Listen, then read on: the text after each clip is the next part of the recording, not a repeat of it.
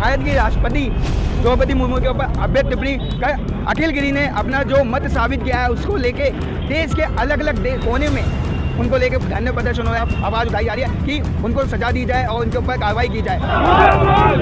तो जिस तरीके से आप देख सकते हैं कि आक्रोश कितना है, आक्रोश भी अभी तक दिखाई दे रहा है। दीदी के गुंडे, यही शब्द कहूँगा, दीदी के गुंडे। दीदी के गुंडे, दीदी के गुंडे ने जो हमारी महामहिम राष्ट्रपति हैं उनके बारे में जो अभद्र टिप्पणी की है उससे हम बहुत आहत हैं और हमारे दिलों में गुस्सा भी है। गुस्सा भी इतना है कि हम चाहते तो बहुत कुछ थे, लेकिन चलो ठीक है, सांकेतिक धरना, हम शांतिपूर्ण धरना कर रहे हैं, लेकिन उन्हें ऐसी हमारे राष्ट्रपति जी के लिए ये भाषा बिल्कुल उपयोग नहीं करनी थी।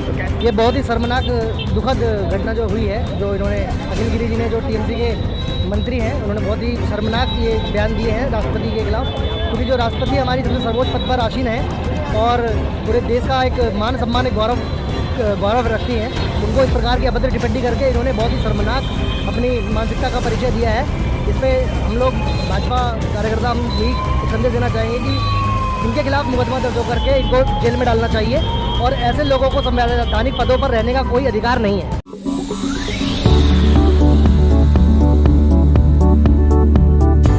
जैन में प्यारे साथियों, जिस तरीके से आपको पता है कि भारत की राष्ट्रपति द्रौपदी मुर्मू के ऊपर अभद्र टिप्पणी कर अखिल गिरी ने अपना जो मत साबित किया है उसको लेके देश के अलग अलग कोने में उनको लेके धरने प्रदर्शन हो रहा है, शांति प्रदर्शन हो रहे हैं, उनके खिलाफ आवाज़ उठाई जा रही है कि उनको सजा दी जाए और उनके ऊपर कार्रवाई की जाए। इसी को लेके मैं इस समय मौजूद हूँ लोनी थाना बॉर्डर के पास। उसी को लेके यहाँ पे मैं परशुराम मंडल के कुछ कार्यकर्ता मेरे साथ मौजूद हैं, अध्यक्ष मौजूद हैं और साथ ही अलग अलग बोर्ड के, क्योंकि इस समय बोर्ड की चुनावी तैयारी भी चल रही है। पर उसी बीच जब ये हादसा हुआ, उनके ऊपर टिप्पणी की गई, वहाँ पे सभी कार्यकर्ता मौजूद हैं और यहाँ पे थाने के बाहर अपना शांतिपूर्ण प्रदर्शन कर रहे हैं। साथ ही यहाँ पे क्या प्रदर्शन के दौरान क्या क्या बातें हुई और बीच में जहाँ पे थाने के अध्यक्ष बाहर निकल के आए उनसे क्या बात हुई और आगे की क्या कार्रवाई रही, उनसे बातचीत करेंगे। और साथ ही जो आगे क्या होना है उसको लेके भी हम सीधा मंडल अध्यक्ष जी से बात करते हैं। जी नमस्कार सर, कैसे हैं? नमस्कार जी, बहुत बढ़िया, आप बताइए। तो सर मैं बात करूँ यहाँ पे अभी जिस तरीके से प्रदर्शन हुआ और किस तरीके की व्यवस्था रही और क्या क्या हुआ अभी? दीदी के गुंडे, यही शब्द कहूँगा, दीदी के गुंडे। दीदी के गुंडे, दीदी के गुंडे ने जो हमारी महामहिम राष्ट्रपति हैं उनके बारे में जो अभद्र टिप्पणी की है उससे हम बहुत आहत हैं और हमारे दिलों में गुस्सा भी है। गुस्सा भी इतना है कि हम चाहते तो बहुत कुछ थे, लेकिन चलो ठीक है, सांकेतिक धरना, हम शांतिपूर्ण धरना कर रहे हैं, लेकिन उन्हें ऐसी हमारे राष्ट्रपति जी के लिए ये भाषा बिल्कुल उपयोग नहीं करनी थी। तो कैसी भाषा का प्रयोग किया गया था, मैं बात करूँ तो? बस मैं उस भाषा को बोल नहीं सकता आपके माइक के सामने, बहुत अभद्र भाषा है। उन्होंने रंग भेद की और नस्ल भेद की भाषा बिल्कुल उपयोग करी है, वो भी एक राष्ट्रपति के लिए। विपक्ष पचा नहीं पा रहा है, एक आदिवासी महिला हमारे देश की राष्ट्रपति बनी है, विपक्ष को पच नहीं रही है। विपक्ष को पच नहीं रहा है कि एक आदिवासी राष्ट्रपति बनी है। और वहीं रंग भेद के ऊपर सवाल किया गया है, क्योंकि भारत का पहली नागरिक बोले तो वो राष्ट्रपति होता है और उसके ऊपर रंग भेद के ऊपर सवाल किया गया है। बात करते हैं आगे और कार्यकर्ताओं से, जिस तरीके से कार्रवाई हुई इसके बाद यहाँ पे सीओ साहब और अध्यक्ष साहब का क्या कहना है, पुलिस साहब का? देखिए, हमारी बातचीत हुई थाने में, हमने शांति प्रक्रिया के साथ अपना धरना दिया, अपना विरोध प्रदर्शित किया। हमारा कहना यही है कि एक आदिवासी महिला का राष्ट्रपति बनना विपक्ष पे पचाया नहीं जा रहा है। दूसरी बात ये कि आपको किसने अधिकार दे दिया मंत्री होने के बाद, एक मंत्री दीदी का गुंडा इस प्रकार की राजनीति कर रहा है कि वो एक महामहिम राष्ट्रपति जी के लिए ऐसे शब्दों का उपयोग करेगा, तो आम नागरिक के लिए उसकी क्या सोच रहती होगी। और वो एक सभा के माध्यम से इस प्रकार की बात को कह रहा है, तो उसके अकेले में किस प्रकार के विचार होंगे। तो ऐसे गुंडों को मैं यही कहूँगा, हमारा जो ये धरना प्रदर्शन है और जो विरोध है, इसका सिर्फ एक ही उद्देश्य है कि ऐसे गुंडों को पद पे रहने की कोई भी आवश्यकता नहीं है। दीदी ऐसे गुंडों को सरकार से निकाल कर फेंके और इस पर पुनर्विचार करे और ऐसे व्यक्ति को सजा मिलनी ही चाहिए। किसी के ऊपर रंग भेद के साथ साथ जाति सूचक शब्दों का उपयोग करने वाले व्यक्ति को कम से कम 5 साल की सजा हमारे कानून में लिखा हुआ है। ऐसे व्यक्तियों को ऐसी सजा मिलनी चाहिए। उठाने के लिए कम से कम 5 साल की सजा सुनाई जानी चाहिए, क्योंकि ये उनके जब सभा में संबोधित करते हुए ये विचार हैं, तो पर्सनली लेके उनके क्या विचार होने चाहिए, इसको लेके भी उन्होंने बात रखी है। बात करेंगे और कार्यकर्ताओं से। तो जिस तरीके से आप देख सकते हैं कि आक्रोश कितना है, आक्रोश भी अभी तक दिखाई दे रहा है। जी नमस्कार जी, क्या नाम है? जी मेरा नाम रूपेंद्र चौधरी है। तो क्या कहना चाहेंगे, आज जिस हुए पूरी प्रदर्शन हुआ और साथ ही थाना अध्यक्ष जी से बात हुई? देखिए, भारतीय जो संस्कृति है वो कहीं ना कहीं सद्भाव और प्यार के लिए जानी जाती है और उसमें महिलाओं का सम्मान हमारी सर्वोच्च प्राथमिकता पहले से ही रही है। तो ऐसे विचार वाले व्यक्ति को राजनीति में एक रहने का अधिकार नहीं होना चाहिए।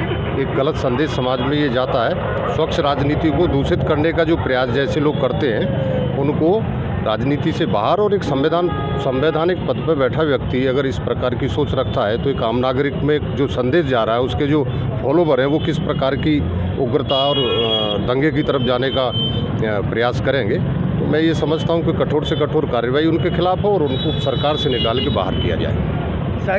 कार्यकर्ताओं को ये भी कहना है कि सरकार से बाहर किया जाए और साथ ही राजनीति परिदृश्य से भी बाहर किया जाए। यहाँ पे वो बीजेपी के अलावा भी अन्य कार्यकर्ता भी है, क्योंकि स्थानीय लोग भी हैं, उनके अंदर भी इस बात का गुस्सा है कि जो राष्ट्रपति है उनके ऊपर सवाल किया गया। भारत का पहला नागरिक होता है जो।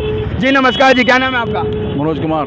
क्या कहना चाहेंगे जो अभद्र भाषा का प्रयोग किया गया है? जो है ऐसे अभद्र भाषा बोलता है, कोई भी हो, कोई व्यक्ति हुआ, चाहे वो आम नागरिक हो चाहे कोई भी हुआ, और हमारे जो है कहने मतलब है जो हमारे एक राष्ट्रपति हैं देश के, जो प्रथम महिला है, उनके बारे में कोई भी उल्टी सीधी बात बोलता है तो ये अच्छा नहीं है और कुछ भी हो सकता है इसके लिए, इसे लेके कुछ भी हो सकता है। बात करेंगे क्योंकि वार्ड नंबर 19 से काफ़ी बीजेपी कार्यकर्ता भी आए हुए हैं। मेरे साथ गौरव राय जी भी जुड़े हुए हैं, क्योंकि इससे पहले हमने गौरव राय जी से ही बात की थी, वो यहाँ पे अपने काफ़ी समर्थकों के साथ आए हुए हैं। जी नमस्कार जी, कैसे हैं? बढ़िया बढ़िया बढ़िया। तो क्या कहना चाहोगे अभी जो अवैध व्यवहार हुआ है और साथ ही उनको जो टिप्पणी की गई है हमारी राष्ट्रपति के ऊपर? ये बहुत ही शर्मनाक दुखद घटना जो हुई है, जो इन्होंने अखिल गिरी जी ने, जो टीएमसी के मंत्री हैं, उन्होंने बहुत ही शर्मनाक ये बयान दिए हैं राष्ट्रपति के खिलाफ। क्योंकि जो राष्ट्रपति हमारी सबसे सर्वोच्च पद पर आसीन है और पूरे देश का एक मान सम्मान, एक गौरव रखती हैं, उनको इस प्रकार की अभद्र टिप्पणी करके इन्होंने बहुत ही शर्मनाक अपनी मानसिकता का परिचय दिया है। इस पर हम लोग भाजपा कार्यकर्ता हम यही एक संदेश देना चाहेंगे कि इनके खिलाफ मुकदमा दर्ज होकर के इनको जेल में डालना चाहिए और ऐसे लोगों को संवैधानिक पदों पर रहने का कोई अधिकार नहीं है। मैं बात कहूँ क्या यहाँ पे सिर्फ बीजेपी के कार्यकर्ता ही आए हैं, अन्य लोग भी आए हैं? नहीं, अन्य लोग भी हैं, जनता हमारे साथ है, पूरा जनता आई है, सभी हमारे लोनी क्षेत्र के सभी लोग आए। हमारे परशुराम नगर मंडल के अध्यक्ष श्री राजीव शर्मा जी के अध्यक्षता में इस कार्यक्रम का आयोजन किया गया है और इसमें हमने सांकेतिक पुतला दहन और नारेबाजी का किया है। तो जनता हमारे साथ पूरी इसमें थी। तो ये अगर बात करें आपकी अभी थाना अध्यक्ष जी से बात हुई, आगे की क्या कार्रवाई होने वाली है उसका में क्या कहना चाहिए? थाना अध्यक्ष जी ने हमारी तहरीर को लेकर के एक वो दे दिया है हमारे को। अब एक एसडीएम साहब और सीओ साहब से परमिशन के बाद ये मुकदमा पंजीकृत कराया जाएगा। तो जिस तरीके से बात की, सीओ साहब से परमिशन लेके आगे मुकदमा को आगे बढ़ाया जाएगा। जी, तो आगे लोगों से वो बात करने का प्रयास करेंगे, क्योंकि यहाँ पे पूरी भीड़ जमा है, कुछ लोग बोलना भी चाहते हैं, कुछ लोग जी नहीं। नमस्कार जी, कैसे हैं, क्या नाम है? अभय चौहान है भाई साहब। तो क्या कहना चाहेंगे जो भारत के राष्ट्रपति के ऊपर ऐसी अवैध टिप्पणी की गई है? इनको हम इनकी मांग करेंगे, इन्हें फांसी की सज़ा दी जाए।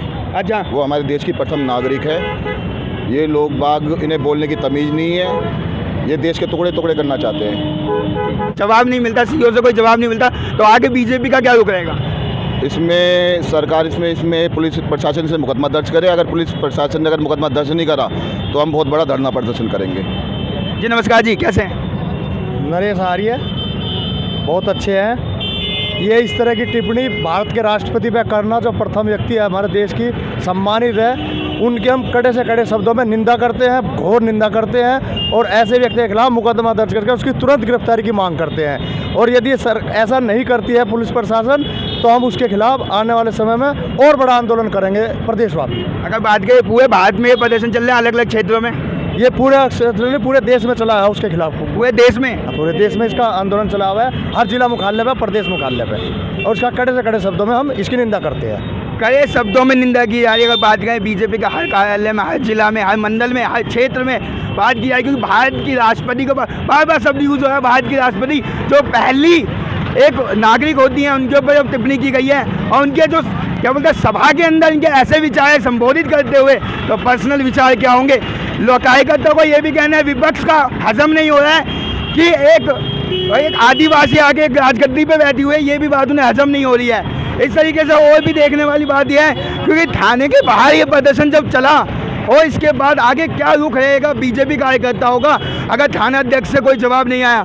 जब तक जवाब नहीं आता, जब तक बीजेपी कार्यकर्ताओं का ये शांतिपूर्ण आंदोलन का है कि बात विचार से चलता रहेगा। और दूसरा यही आगे की कार्रवाई हम अपने कैमरे के माध्यम से आपको दिखाते रहेंगे। जब तक के लिए बने रहे यूथ मीडिया टाइम्स के साथ। कैमरा पर्सन गौरव के साथ मैं संजीव लोनी।